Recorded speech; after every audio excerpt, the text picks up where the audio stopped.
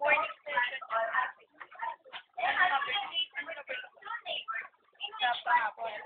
Can you guess where the grandfather is? Panglima ko. Oh. Panglima ko. Because of a boy named Matt, Okay, yung everything will find us without working. The grandfather oversees all aspects of life and focuses on man and dad. The grandfather inherits most of the land. The grandfather becomes non-state and looks down at masses as he is a minority. He is financial state, showing his respect.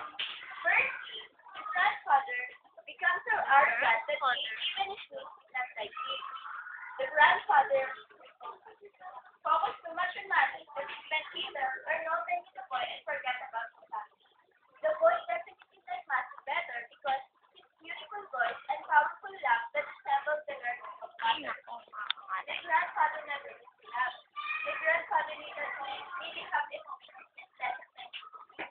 Every time he has good memories or thoughts, I realized that money can control anyone as they become confident as they think they are the best.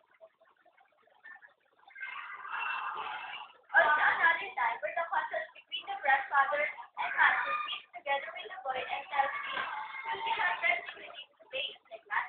Don't you want to be there?" This shows that even Matthew can Matthew up. ilang kami? 87. Matthew 87 ka.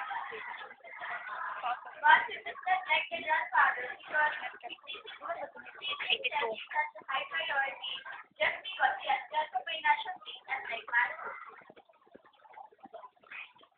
Do you think it is good to become positive and self-centered? Oh! Well, no, because it can break a friendship and or bad. In addition, being arrogant and self-centered can ruin other people's lives. Because arrogant people do not have strong emotions as they Budak mo, ano, di ba yung nakakain? the grandfather just Matthew in an Ay, kabato. Matthew was sad and shocked Kinakahiya ko yung araw na yun.